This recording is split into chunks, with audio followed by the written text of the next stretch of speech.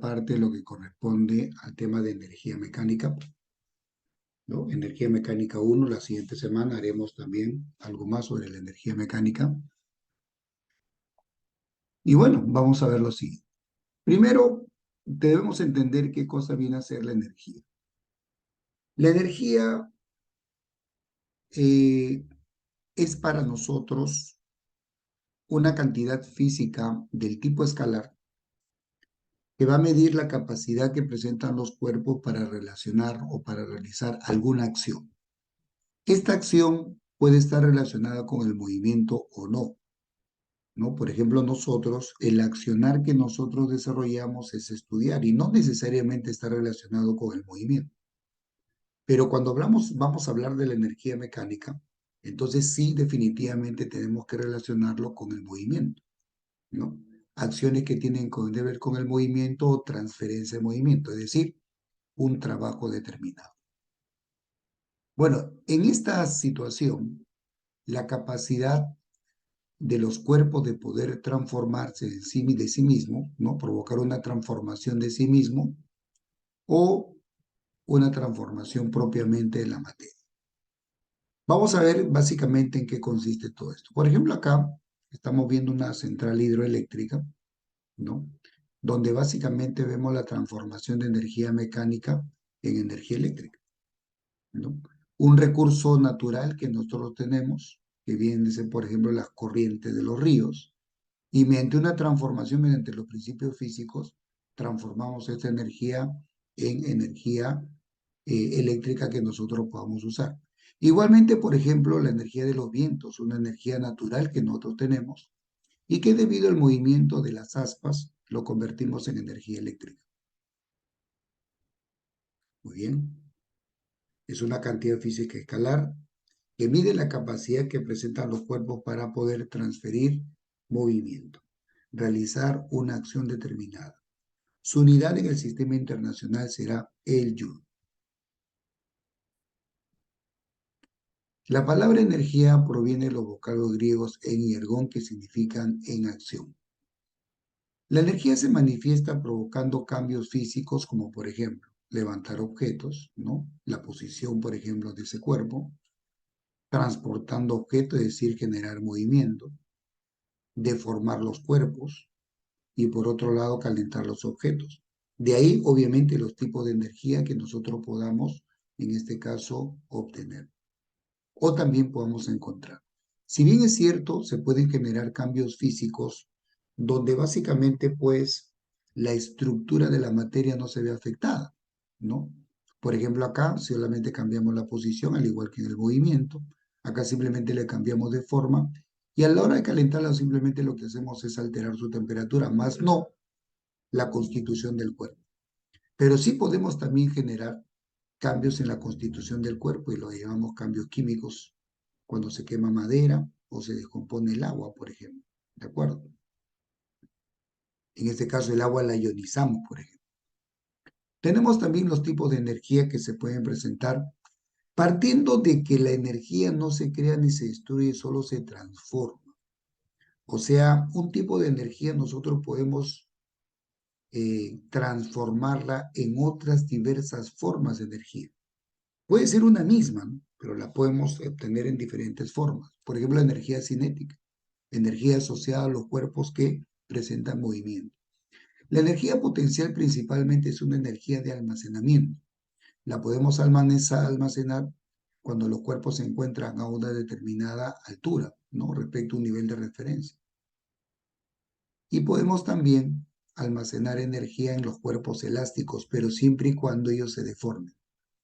Cuando los cuerpos se encuentran a una determinada altura, almacenan una energía potencial, al igual que los cuerpos cuando son deformados, principalmente los cuerpos elásticos como una liga o un resorte. A ese tipo de energía se le llama energía potencial. Cuando nosotros, las diferentes formas en que se presenta la energía debido de los cuerpos, llamaremos a la suma de ellas la energía mecánica. Cuando nosotros prácticamente hablamos de la capacidad de los cuerpos para transferir movimiento, hablamos de las componentes que en este caso presenta la llamada energía mecánica. Por ejemplo, acabamos de ver la energía cinética, la energía potencial. Pues bien, si nosotros sumamos estas formas de energía o llamadas componentes de energía, tenemos la energía mecánica, energía básicamente ligada al movimiento. La energía térmica, básicamente, es aquel tipo de energía que se genera debido al movimiento de las partículas que conforman, en este caso, una sustancia. Si nosotros alteramos el movimiento de las moléculas que conforman una sustancia, a eso le llamamos almacenamiento de energía térmica. Y que, por cierto, el hecho de que esta energía pueda modificarse o pueda cambiar implica un cambio en la temperatura de los cuerpos. La energía eléctrica básicamente es aquella energía que se manifiesta debido al movimiento de partículas cargadas, como por ejemplo electrones. Acá están viendo justamente cómo hay una pequeña descarga. Esa pequeña luz que ustedes ven es un flujo de millones de electrones. La energía solar es aquella energía que nosotros aprovechamos de nuestro eh, fuente de calor, ¿correcto? Nuestra fuente de luz que viene a ser el sol, ¿de acuerdo? Y que se captan en paneles solares y muchas veces se transforma para transformar en energía eléctrica. Una fuente de energía natural que básicamente nosotros aprovechamos para poder generar energía eléctrica. La energía nuclear es una energía que se almacenan básicamente en el núcleo de los átomos. Al liberarse, pues se genera una gran cantidad de energía y bastante nociva, por cierto. Debidamente controlada no lo es, pero si no es controlada, lógicamente es muy nociva como la radiactividad. La energía química es básicamente la energía que se almacenan en los cuerpos en su interior, básicamente almacenada como energía interna, por ejemplo, en el caso de los combustibles, ¿no? Es una energía que nosotros aprovechamos para poder poner en movimiento, por ejemplo, algunos objetos. La energía sonora también es aquella energía de que aparece debido a la vibración de algunos cuerpos y que básicamente nosotros podemos captar por el oído. Es necesario para que ésta se pueda propagar un medio determinado como el aire, por ejemplo. Muy bien. Centrémonos ahora en la energía mecánica. Hablamos de la llamada energía cinética, que es la capacidad de un cuerpo para poder moverse. La energía cinética la obtienen solo los cuerpos que presentan velocidad. Eso significa que si un cuerpo se encuentra en reposo, su energía cinética es cero. Y si en algún momento se detiene, su energía cinética será cero. Ahí está. Tenemos una partícula representada por este auto que tiene una cierta masa y una cierta rapidez en un instante. La energía cinética se calcula como un medio de la masa por la rapidez al cuadrado. De acuerdo al sistema internacional, ¿correcto? La energía cinética se mide en Joule, la masa debe medirse en kilogramos y la rapidez se debe medir en metros por segundo. Recuerda, la energía cinética se define como el producto de un medio de la masa por la rapidez al cuadrado. Recuerda que la energía es una cantidad física escalar. A ver una aplicación. Determine la energía cinética de un ciclista de 60 kilogramos que presenta una rapidez de 10 metros por segundo. Ahí está. La representación de este ciclista. Rapidez 10 metros por segundo, masa 60 kilogramos. Observen que las unidades son correctas. Caso contrario, habrá que hacer una cierta transformación. Solución. Como la energía cinética es el producto de la masa por la rapidez al cuadrado entre 2 o el producto de un medio de la masa por la rapidez al cuadrado, bueno, tenemos los datos, reemplazamos. Entonces, la energía cinética es el producto de un medio de la masa, que es 60 kilogramos, por la rapidez, que es 10 elevado al cuadrado. Un medio de 60, pero el 10 al cuadrado es 100. Entonces, un par de ceritos, en este caso.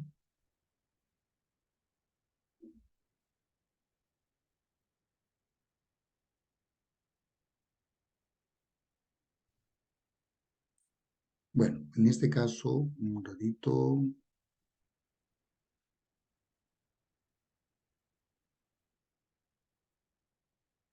este 2, con 60 se pueden cancelar. Ahora sí.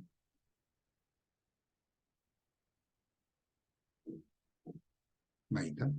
El 2, 60 entre 2 vendría a ser 30. Por lo tanto, nos queda 1 por 30%. Ojo que como son factores, nosotros podemos simplificar 1 a 1. Por ejemplo, podría también simplificar el 100 con el 2. Pero no voy a simplificar el 60 y el 100, porque no son sumando, se están operando simplemente. Entonces puedo yo simplificar por partes. 60 entre 2 sería 30, nos queda 1 por 30%. Y finalmente, la energía cinética sería 30%, que sería 3000 joules. El joule viene a ser la unidad de la energía. No olvidar eso. Entonces, este cuerpo que tiene 60 kilogramos, ¿correcto? Y tiene una rapidez de 10 metros por segundo, presenta una capacidad de poder transferir movimiento de 3000 joules. Veamos el siguiente. Determine la energía cinética de una pelota de 0,5 kilogramos que presenta una rapidez de 20 metros por segundo. Ahí está la pelotita. Tiene una masa de 0,5 kilogramos y una rapidez de 20. Bueno, solución. Recordemos que la energía cinética es el producto de un medio de la masa por la rapidez al cuadrado. Un medio de la masa por la rapidez al cuadrado. Entonces, la energía cinética sería un medio de 0,5 por 20 al cuadrado. Sería un medio de... El 0,5 lo podemos colocar como 5 sobre 10 y el 20 elevado al cuadrado sería 400. Bueno, tranquilamente un cerito se puede cancelar. 40 entre 2 sería 20. Finalmente te va a quedar 1 por 5 por 20. Repito. Tomando en cuenta la formulita, en cada factor se va a reemplazar el valor correspondiente. Observen que las unidades están correctamente dispuestas, ¿no? La masa está en kilogramos y la rapidez en metros por segundo.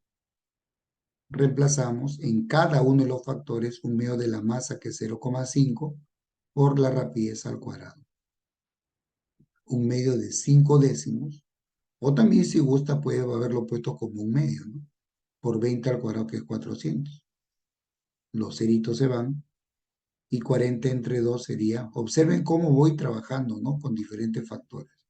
Yo no puedo simplificar el 5 con el 2 porque el 5 no tiene mitad, pero sí puedo simplificar el 40 con el 2. 40 entre 2 sería 20 y te queda 1 por 5 por 20. Conclusión, la energía cinética resulta ser 100 joules. El joule, repito, viene a ser la unidad de la energía en general. En este caso estamos hablando de la energía cinética. Si en algún instante la velocidad de la pelota es cero, inmediatamente su energía cinética es cero. Otro detalle que siempre puedo comentar es que la energía cinética siempre es positiva. Esta energía nunca va a ser negativa. Observa, ¿no? La masa nunca es negativa y la rapidez al cuadrado siempre es positiva. Por lo tanto, todos los factores que definen la energía cinética es positiva. Por lo tanto, la energía cinética siempre es positiva. La energía cinética nunca puede ser negativa. Si está en reposo, la energía cinética de la partícula sea cero. Si está en un instante se detiene, su energía cinética en ese instante será cero. Por ejemplo, si yo lanzo una moneda hacia arriba, en el punto más alto se va a detener. En ese instante, la velocidad de la moneda sería cero. Por lo tanto, en ese instante, la energía cinética de esa moneda será igual a cero. Pero hay que entender que no siempre nos van a pedir la energía. De esta formulita yo podría calcular la masa o podría calcular la rapidez. Lo que tendríamos que hacer es simplemente despejar. Veamos. Dice, la energía cinética de un carrito es 100 joules. Siendo su masa 8 kilogramos, determine la velocidad con que se desplaza. Bien, acá tenemos el carrito, que representa la partícula. Su masa es 8 kilogramos y su rapidez es v, que es lo que yo quiero encontrar. Por dato del problema, la energía cinética es 100 joules. ¿Correcto? La energía cinética es 100 joules. Entonces vamos con la solución. La fórmula dice que la energía cinética es un medio de la masa por la rapidez al cuadrado. Recuerden que son factores, no se están sumando, son factores, se están multiplicando. Vamos a reemplazar. La energía cinética, observa que es, en este caso, 100 joules, igual a un medio de la masa que es 8 por v al cuadrado. 8 entre 2 sería 4. Te va a quedar 100 igual a 4 por v cuadrado. Pero como este 4 está multiplicando al v cuadrado, pasa a dividir. Entonces 100 entre 4 sería 25. 25 igual a v cuadrado. Cuando una variable que quiero encontrar está elevada al cuadrado y yo la quiero despejar, teniendo como data el cuadrado de esa cantidad, simplemente saco raíz. Y la raíz de 25 sería 5 metros por segundo. De igual manera, por ejemplo, en otro ejercicio me podrían dar la energía cinética del carrito o del cuerpo, me podrían dar la rapidez y me podrían pedir la masa. Simplemente lo que tengo que hacer es despejar.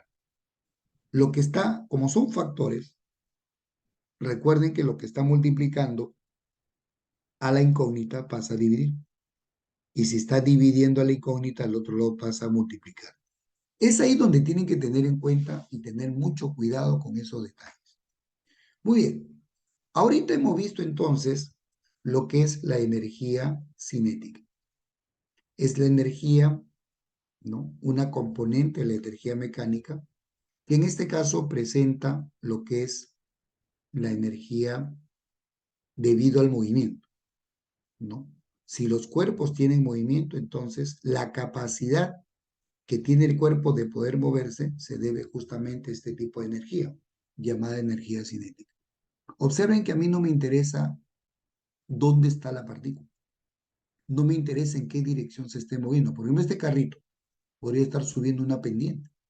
Mientras yo tenga su masa y su rapidez, voy a poder calcular su energía cinética. Significa que si, por ejemplo, yo tuviera dos carritos con las mismas características, uno viajando a la derecha y otro viajando hacia la izquierda, eso significa entonces que ambos tendrán la misma energía cinética. Tienen la misma masa, tienen la misma rapidez. Entonces van a tener la misma energía cinética. Imagínate que en un momento dado tengo una partícula que está viajando para la derecha, otra que está viajando para la izquierda y otra que está viajando hacia arriba. Las tres con las mismas características. Masa 8 y una rapidez determinada. Por ejemplo, 2 metros por segundo. Pues los tres van a tener la misma energía cinética. Porque recuerda que la energía cinética es una cantidad física escalar, no tiene dirección. Por lo tanto, la partícula podría estar moviéndose en cualquier dirección. Mientras tenga la misma masa y la misma rapidez, la energía cinética de las partículas correspondientes deben ser iguales. Nota que no importa en qué altura se encuentren. Mientras tengan la misma masa y la misma rapidez, van a tener la misma energía cinética. Bien, ¿a qué le llamamos la energía potencial gravitatoria? Bueno, en primer lugar, la energía potencial es una energía de almacenamiento. Mucho cuidado.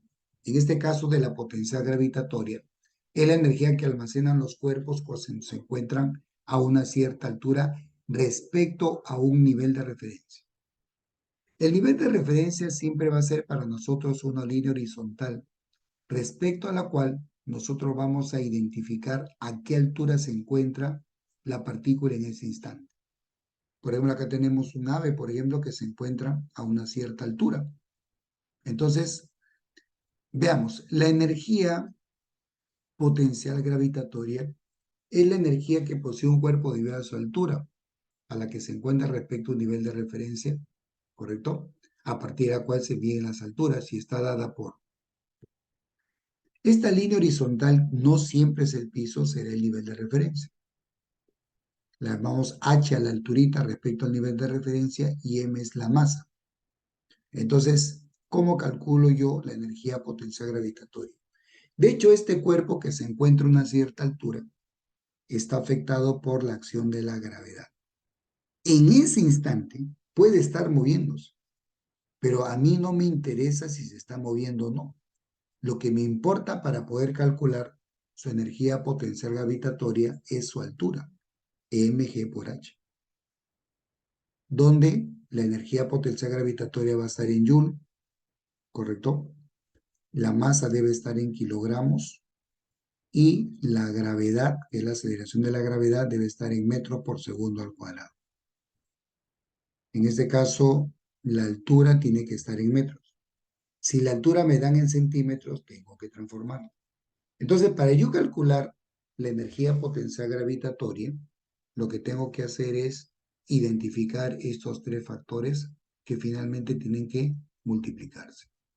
Te comento algo. La energía potencial gravitatoria puede ser negativa. ¿Por qué?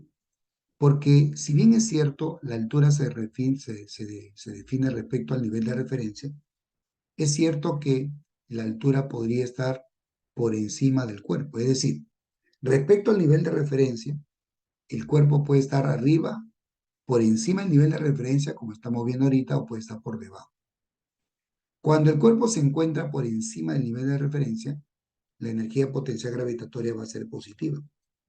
Pero cuando se encuentra por debajo del nivel de referencia, la energía potencial gravitatoria va a ser negativa. Ahora, ¿en qué momento la energía potencial gravitatoria va a ser cero? Cuando el cuerpo o la partícula cuya energía quiero medir se encuentre sobre el nivel de referencia. Si esta ave entonces, ¿no? Si este águila, por ejemplo, se encuentra en el nivel de referencia o hago pasar el nivel de referencia por donde está, su energía potencial gravitatoria va a ser cero, porque la altura sería cero, ¿no? Si yo, por ejemplo, pongo el nivel de referencia acá arriba y esta ave se encuentra por debajo, la energía potencial gravitatoria va a ser negativa. Entonces, la energía potencial gravitatoria puede ser negativa, pero la que nunca va a ser negativa es la energía cinética, ya que su masa es positiva y la rapidez al cuadrado resulta ser positiva. ¿Correcto? La energía potencial gravitatoria es una energía que se almacena o que almacenan los cuerpos ubicados a una cierta altura. Por ejemplo, en el caso de una avalancha, su poder destructivo de la avalancha es mayor cuanto más altura tenga. ¿De acuerdo? Es más, si tú sueltas un objeto de una cierta altura, te vas a dar cuenta que cuanto más altura tenga el cuerpo, el impacto sobre la superficie va a ser con mayor rapidez. Por eso es un tipo de energía mecánica. Es una componente de la energía mecánica porque de alguna manera transfiere movimiento. Por ejemplo, este cuerpo que yo te digo que lo abandono a una cierta altura, este cuerpo que yo abandono es una cierta altura, eh, imagínate que impacta sobre una pequeña lámina de vidrio. Podemos darnos cuenta que si yo lo elevo más, al impactar sobre el vidrio lo puede romper. Si la altura es pequeña, chocará, ¿no? Y de repente no pasa nada con la plancha de vidrio, la pequeña lámina de vidrio. Pero si yo lo elevo a cada vez más altura y cae el objeto, ¿no? Entonces puede llegar a romper el vidrio. Y si ustedes se dan cuenta, al romperlo, los fragmentos salen despedidos con una cierta velocidad. ¿Qué cosa están generando? Está transfiriendo movimiento de una cierta altura. A eso se le llama la energía potencial gravitatoria. Obviamente la tiene almacenada mientras se encuentra a esa altura. Cuando el cuerpo se abandona, inmediatamente esa energía se libera y al interactuar con otro cuerpo, inmediatamente le va a transferir movimiento. Igual, ¿no? Cuando un cuerpo se está moviendo que tiene energía cinética, al impactar sobre otro le va a transferir movimiento. Entonces, un cuerpo en movimiento tiene la capacidad de poder transferir movimiento a otro cuerpo. Y un cuerpo ubicado a una cierta altura también tiene la capacidad de poder transferir movimiento a otro cuerpo sobre el cual interactúe. En el caso, la transferencia de movimiento será más intensa cuanto mayor rapidez tenga la partícula, energía cinética, ¿no? Y en el caso de la energía potencial gravitatoria, vamos a tener que va a transferir más movimiento cuando obviamente descienda de mayor altura. Por eso que el poder destructivo de una avalancha es tanto mayor cuanto mayor, obviamente, de mayor altura venga el cuerpo o la piedra que se desprenda del cerro, de la montaña. Muy bien, mg por h. Repito, la masa debe estar en kilogramos, la gravedad debe estar en metros por segundo al cuadrado, de preferencia va a ser 10 metros por segundo al cuadrado, y h, que es la altura respecto al nivel de referencia, debe estar en metros. Combinando estas unidades, la energía potencial gravitatoria se va a medir también en Joule. Veamos una aplicación. Dice, un niño de 35 kilogramos está en un puente de 10 metros de altura. Determine la energía potencial gravitatoria del niño, siendo la gravedad 10 metros por segundo al cuadrado. Diga que tenemos el niñito que está ubicado a una cierta altura. Ahí está. Está ubicado a una cierta altura. La altura es de 10 metros. Se entiende que vamos a hallar la energía potencial gravitatoria del niño respecto al piso, ¿no? Respecto a la línea donde se ha medido la altura. Y la masa es de 135. Justamente el niñito se encuentra, por ejemplo, en lo alto de un puente. Ahí está. Entonces, el nivel de referencia justamente es el piso. Ahí está. Solución. Recordemos que la energía potencial gravitatoria es mg por h. Masa por la gravedad por la altura. La energía potencial gravitatoria sería 35, que es la masa, por la gravedad, que es 10, y por la altura, que es 10 también. Finalmente multiplicamos y te queda 35 por 10, que sería 3.500 joules. Correcto. Ahora, por ejemplo, vamos a suponer que este niño ya no se encuentra en lo alto del puente, sino que se encuentra acá en la parte inferior, no en el piso. Pero yo quiero su energía potencial gravitatoria respecto al puente. O sea, mi nivel de referencia va a estar en el puente.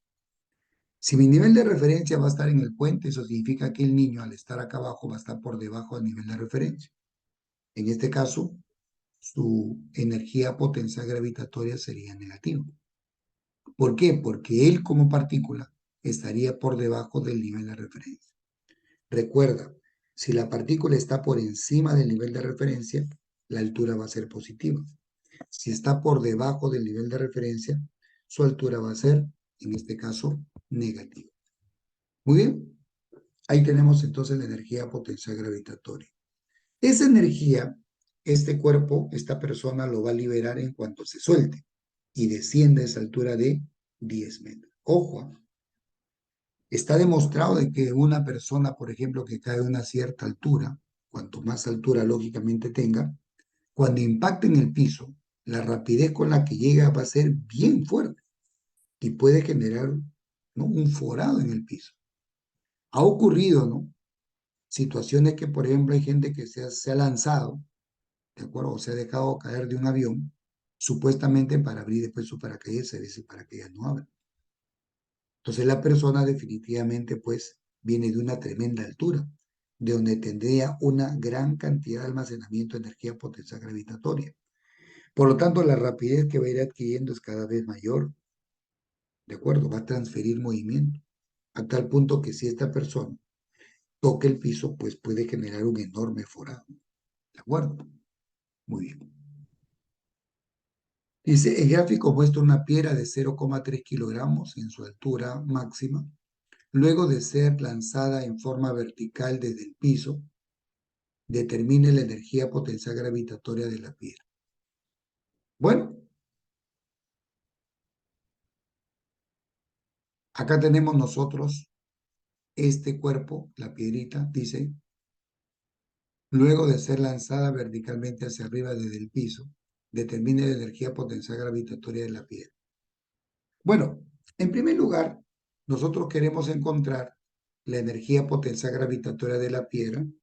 El piso va a ser para nosotros el nivel de referencia. Y en este instante, según el gráfico, que la piedra se encuentra a 5 metros de altura. Dice que de ahí se va a lanzar. Pero como a mí me están pidiendo la energía potencial gravitatoria, a mí no me interesa si lo lanza.